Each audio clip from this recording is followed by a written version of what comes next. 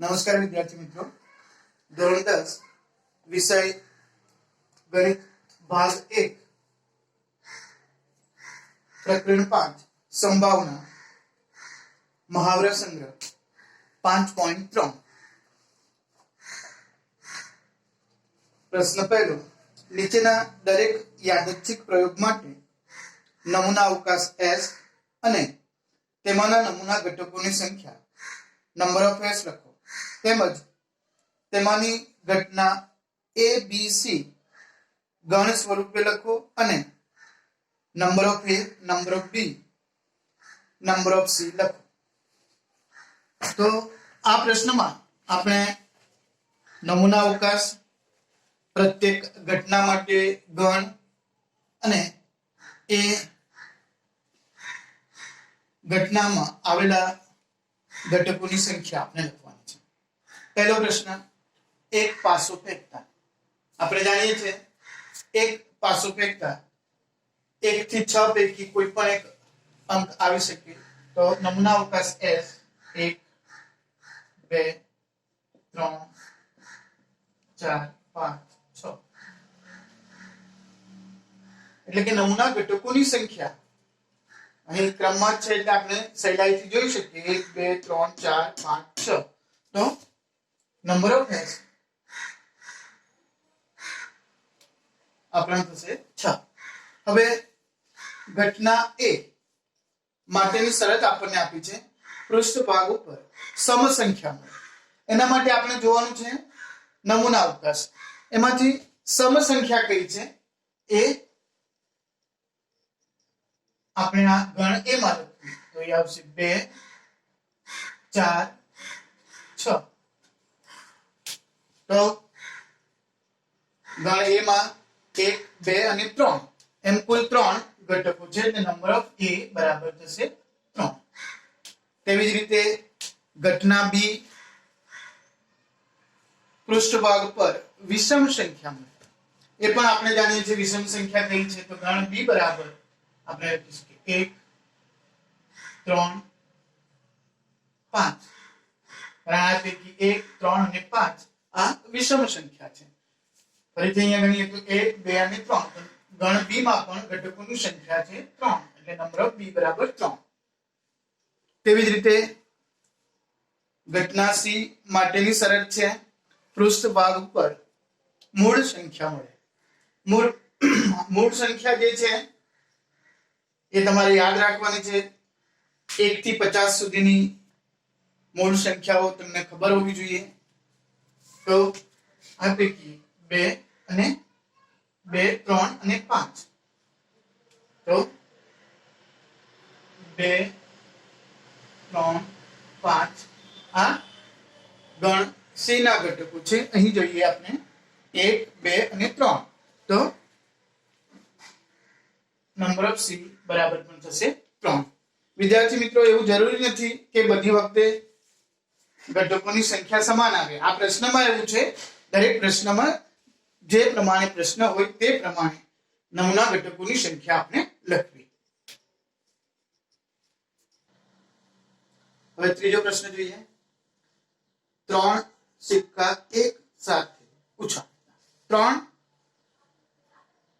तो આપણે જાણીએ છીએ એક માં h અને t આવે 3 માટે એક તો 3 3 પહેલો બીજો અને ત્રીજો h h h કેવી રીતે લખવું ધ્યાનથી જોઈ લો। સૌપ્રથમ 3 સિક્કા હોય ત્યારે h h h પછી લખવું h h t ત્યારબાદ જે આ ટી છે એને આ તરફ ડાબી તરફ લાવવું જેથી h t h હજુ આ તરફ લાવીએ તો t h h આ રીતે આ ચાર થઈ ગયું। ત્યારબાદ હવે જે આ સંખ્યા t છે એની જગ્યાએ h લખી દેવું तो ये t h h છે તો એ t ની જગ્યાએ h લખીએ એટલે h અને એ થશે t t। હવે h જેની પહેલા સિક્કા ઉપર છે એનું સ્થાન બદલવું, એટલે એ થાય ટી એચ ટી. ફરીથી એચ નું સ્થાન બદલીએ તો ટી ટી એચ, અને પ્રથમ એચ એચ એચ, અને અંતિમ એ ત્રણેય સિક્કા ઉપર ટી આવે. તો આ રીતે ત્રણ સિક્કા માટે નમૂના ઘટકોની સંખ્યા 1 2 3 4 5 6 7 અને 8. પણ કેવી રીતે લખવું એ યાદ રાખવાનું કે 8 આવશે. તો ફરીથી પહેલા એચ એચ એચ અને છેલ્લું ટી ટી. પણ અહીં બીજામાં એચ એચ ટી લખવું, અને પછી બીજી બે વખત ટી ડાબી બાજુએ લાવવું, ફરીથી આ જે ટી છે એની ડાબી બાજુ લાવવું. ત્યારબાદ જે અહીં ટી છે એની જગ્યાએ એચ, અને એચ જે છે એની જગ્યાએ ટી લખવું, અને પછી નેક્સ્ટમાં એચ નું સ્થાન બદલવું. એચ ટી ટી હતું તે થઈ ગયું ટી એચ એચ, અને તેવી રીતે એચ નું સ્થાન આપણે ત્રીજા પર લઈએ છીએ. તો આ રીતે થોડી પ્રેક્ટિસ કરશો તો સહેલાઈથી તમે લખી શકો. હવે ઘટના એ માટેની શરત ઓછામાં ઓછા 2 છાપવા મળે. વિદ્યાર્થી મિત્રો અહીં શરત જુઓ કે ઓછામાં ઓછા 2 છાપવા મળે. ઓછામાં ઓછા 2 કરતા વધારે પણ ચાલે, પણ 2 કરતા ઓછા નહીં છાપા એટલે એચ. તો અહીં એચ એચ એચ 3 છે ચાલશે, ઓછામાં ઓછા 2 જોઈએ એટલે એચ એચ એચ. આ એક ઘટક આવ્યું. ત્યારબાદ એમાં પણ 2 છે એટલે એચ એચ ટી. અહીં પણ છે એટલે એચ ટી એચ. આમાં પણ 2 એચ છે એટલે ટી એચ એચ. પછી જોઈએ અહીંયા તો એક જ એચ છે, અહીં પણ એક જ, અહીં પણ એક જ, અને અહીં એક પણ નથી, એટલે ઓછામાં ઓછા 2 એચ જોઈએ, છાપવું જોઈએ. એટલે તો અહીં આપણે ફરીથી ગણીએ તો 1 2 3 અને 4. તો એ ના ઘટકોની સંખ્યા થઈ 4. The number of A બરાબર 4. બી માટે એક પણ છાપવું ન મળે, એક પણ છાપવું એટલે એચ હોવો જોઈએ નહીં. આમાં પણ છે, અહીં પણ છે, અહીં પણ છે, એવો એક જ ઘટક છે, એ છે છેલ્લું. એટલે ગણ બી માં ઘટકોની સંખ્યા એક જ છે.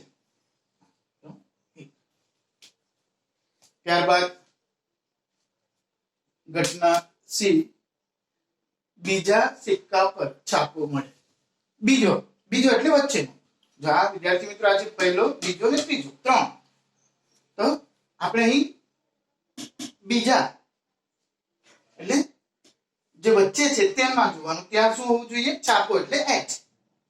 એટલે અહીં છે આજુબાજુ જે હોય તે આપણે જોવાનું, આપણે વચ્ચે એચ હોવું જોઈએ એટલું ધ્યાન રાખવાનું. આ શરત તો અહીં આવશે એચ એચ એચ.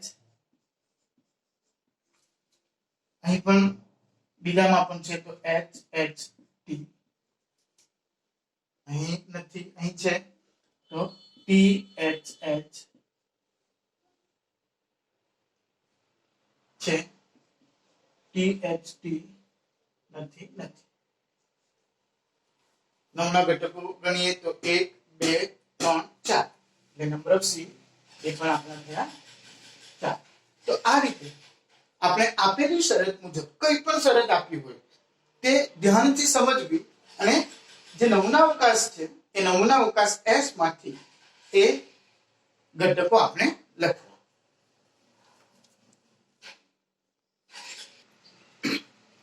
હવે ચોથો પ્રશ્ન, અંકોની પુનરાવૃત્તિ ન કરતા 0 1 2 3 4 5 અંકોથી તૈયાર થતી 2 અંકી સંખ્યા તૈયાર કરતા. 2 અંકી એના માટે બીજો શબ્દ દ્વિઅંકી સંખ્યા તૈયાર કરવી છે. વિદ્યાર્થી મિત્રો જ્યારે દ્વિઅંકી સંખ્યા બનાવવાની છે ત્યારે અહીં આજે શરત આપેલી છે, આપણે જોઈ ગયા છે અંકોની પુનરાવૃત્તિ ન કરતા, એટલે કે એક જ અંક એક જ દ્વિઅંકી સંખ્યામાં 2 વખત વાપરવું નહીં. અર્થાત 11 22 33 44 55 આ રીતે આ જે સંખ્યા જેમાં એક અંક બે વખત આવે એવી દ્વિઅંકી સંખ્યા આપણે લેવાની નથી. તો આ અંક તો 0 થી 5 અંક વાપરવાનો છે. એના માટે આપણે જો 0 1 આવી રીતે લખીએ તો એ એક જ છે, એક અંકી સંખ્યા થાય. એટલે 0 પહેલા હોય અને પછી અંક આવે તો એ દ્વિઅંકી સંખ્યા થતી નથી. તો 0 ને પહેલા નહીં લેવું. તો હવે કેવી રીતે બનાવવી ફરીથી જોઈએ. આપણે તો 1 આ જે પહેલો અંક છે એ લેવું અને એના ઉપર બાકીનો જે અંક છે તે લખવા. ઉદાહરણ તરીકે 1 ઉપર આપણે 0 લખીએ એટલે 10 થઈ જાય. ત્યારબાદ ફરીથી એક ઉપર 1 નહીં, કારણ આપણે અંકોની પુનરાવૃત્તિ કરવાની નથી એટલે 11 નહીં આવે. પછી 1 સાથે 2 લઈએ તો 1 2 એટલે 12. તેવી જ રીતે 1 3 1 4 1 5. એક સાથે આપણે બધી સંખ્યાઓ લઈ લીધી. હવે એના પછીનો જે અંક છે 2 એનો ઉપયોગ કરવો. આ જ રીતે 2 0 2 1 ફરીથી 22 નહીં આવશે એટલે 2 3 2 4 2 5. 2 સાથે બાકીના બધા અંક લઈ લીધા. હવે 3 લઈએ તો 3 0 3 1 3 2. હવે તમને સમજાયું હશે કે 3 3 એટલે 33 આવવાના નથી. તો 3 4 3 5. હવે પછીનો અંક 4 4 0 4 1 4 2 4 3 4 હા બરાબર 5. ત્યારબાદ હવે કયો અંક બરાબર છે 5 લેવો એટલે 5 0 5 1 5 2 5 3 અને 5 4. 5 5 એટલે 55 આવવાના નથી. આ રીતે આપેલા અંકોનો ઉપયોગ કરીને અંકોની પુનરાવૃત્તિ ન કરતા બે અંકી અથવા દ્વિઅંકી સંખ્યા આપણે બનાવી શકીએ. તો એ 1 2 3 4 5 આ રીતે આપણે ગણીએ તો એ થશે 25. કારણ પ્રત્યેક અંક એક લઈએ તો એક સાથે બીજા 5 અંકો છે એટલે 5 સંખ્યા થઈ. કુલ 5 અંકો કારણ શૂન્ય આપણે લેવાનું નથી તો બીજા કુલ 5 અંકો એટલે 25 અહીં સંખ્યા થશે. તો નંબર ઓફ s બરાબર 25.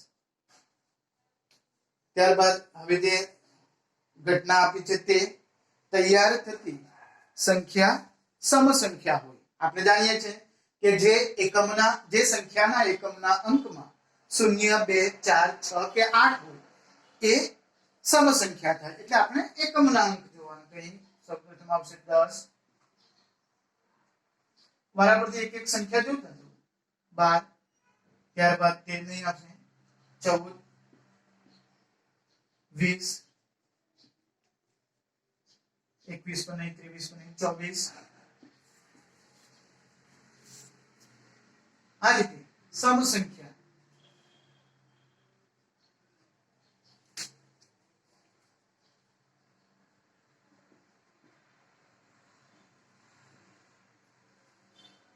ત્યારબાદ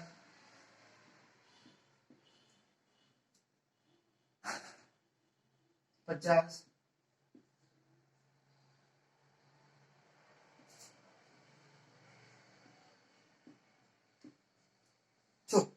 આ રીતે સમસંખ્યા લખી દીધી. તો કેટલી થઈ 1 2 3 4 5 6 7 8 9 10 11 12 13.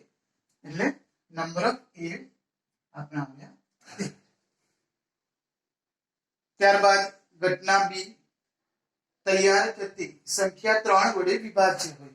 વિદ્યાર્થી મિત્રો અહીં સમસંખ્યા વિષમ સંખ્યા 3 વડે વિભાજ્ય 5 વડે વિભાજ્ય એ આપણને જે પૂર્વ જ્ઞાન છે તે હોવું જરૂરી છે. તો 3 વડે વિભાજ્ય તમે શીખ્યા છો કે 3 વડે વિભાજ્ય સંખ્યા કેવી રીતે આપણે જાણી શકીએ. તો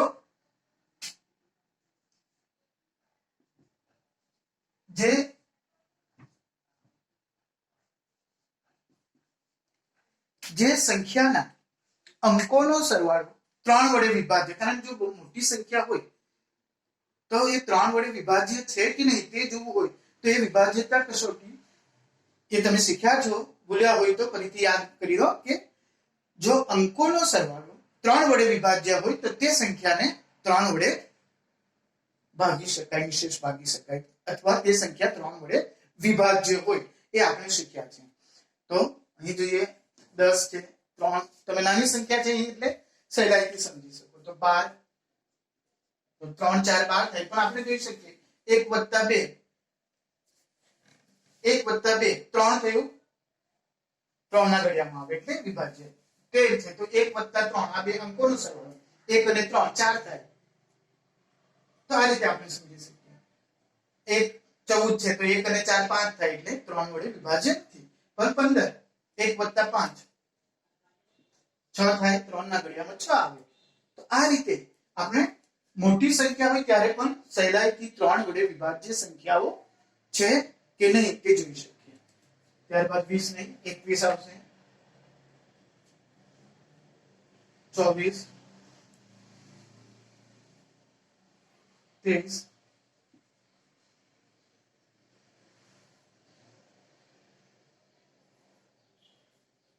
જોઈ આ મોટી સંખ્યા છે પણ 4 અને 2 અહીંયા આપણે જોતા જઈએ તો 4 2 4 + 2 6 થાય, એટલે કે એ સંખ્યા 3 વડે વિભાજ્ય, કારણ 3 ના ઘડિયામાં 6 આવે.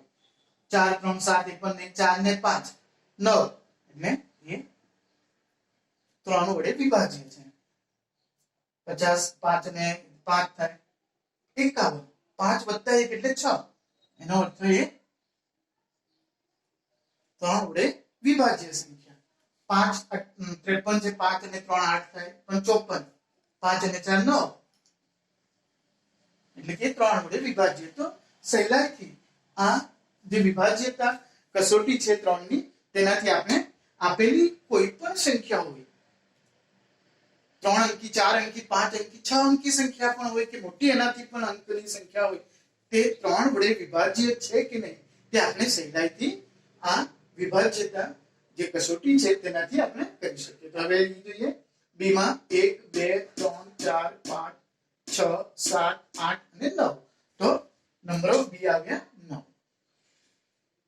ત્યારબાદ એના પછીની ઘટના એમાં છે તૈયાર થતી સંખ્યા 50 થી મોટી હોય. ખૂબ જ સહેલી અહીં ઘટના આપી છે, 50 કરતા મોટી. વિદ્યાર્થી મિત્રો ધ્યાન રાખવું, 50 થી મોટી, 50 નહીં 50 થી મોટી. તો અહીં આપણે જોઈએ 50 થી એ નહીં લેવાય, એના પછી 51 52 53 અને 54. એટલે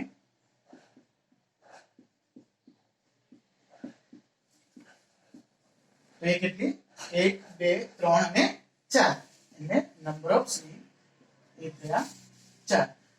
તો આ રીતે આપેલા પ્રયોગ માટે, યાદચ્છિક પ્રયોગ માટે નમૂના અવકાશ S લખવું, નંબર ઓફ S, ત્યારબાદ ઘટના આપેલી છે એ આધારે આપણે ગણ લખવા અને એ ઘટનામાં ઘટકોની સંખ્યા આ રીતે number of A, number of B, number of C આ રીતે લખવું. વિદ્યાર્થી મિત્રો આ જ પ્રકારના જે પ્રયોગો છે તેમાં અલગ પ્રકારની જે શરત છે, ઘટના છે તે આપી શકીએ. એટલે આપણને સંખ્યા જ્યારે આવે તો સંખ્યાનું જ્ઞાન હોવું જરૂરી છે. તો ઘટના વ્યવસ્થિત સમજી અને આપેલી ઘટના અનુસાર નમૂના અવકાશમાંથી આપણે નમૂના ઘટકો લખવા. તો આ રીતે આ 5.3 મહાવરા સંગ્રહ તમે ગણી શકો. ધન્યવાદ.